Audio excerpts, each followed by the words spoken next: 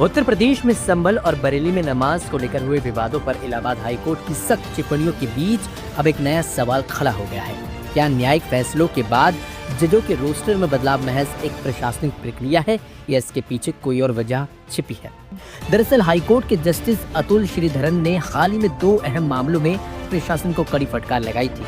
संभल में ईद की नमाज को लेकर जारी दिशा निर्देशों पर सुनवाई करते हुए उन्होंने साफ कहा कि राज्य किसी भी व्यक्ति के मौलिक अधिकारों का हनन नहीं कर सकता।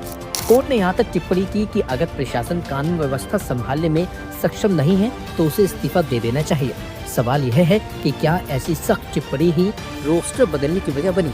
इसी तरह बरेली के मामले में भी जस्टिस श्रीधरन ने प्रशासनिक कार्रवाई पर गंभीर सवाल उठाए। निजी मकान में नमाज अदा करने को लेकर दर्ज मुकदमे को लेकर कोर्ट ने स्पष्ट कहा था कि किसी व्यक्ति को अपने घर में धार्मिक गतिविधियां करने से नहीं रोका जा सकता है।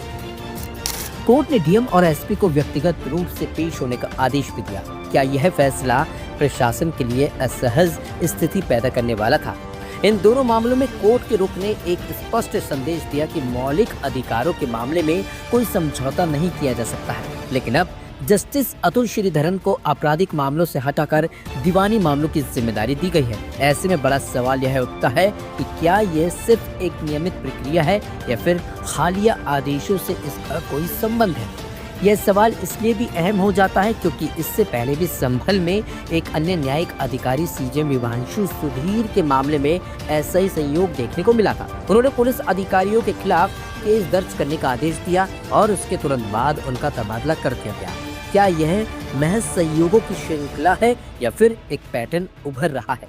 कानूनी विशेषज्ञों का मानना है कि रोस्टर तय करना पूरी तरह से न्यायालय का प्रशासनिक अधिकार होता है और इसमें बदलाव असामान्य नहीं है। लेकिन जब ऐसे बदलाव संवेदनशील मामलों में सख्त टिप्पणियों के तुरंत बाद सामने आते हैं तो सवाल उठना लाजमी है। क्या न्यायपालिका की स्वतंत्रता पर कोई दबाव है या यह केवल एक सामान्य प्रशासनिक प्रक्रिया? क्या ऐसे फैसले भविष्य में न्यायिक अधिकारियों के कामकाज को प्रभावित कर सकते हैं? क्या आम नागरिक का न्यायपालिका पर भरोसा ऐसे घटनाक्रमों से प्रभावित होगा? फिलहाल इन सवालों के स्पष्ट जवाब नहीं है, लेकिन इतना जरूर है कि संभल और बरेली के यह मामले अब सिर्फ कानून व्यवस्था धार्मिक स्वतंत्रता तक सीमित नहीं रह गए, बल्कि न्यायिक प्रणाली की पारदर्शिता और स्वतंत्रता पर भी बहस छिड़ रहे हैं।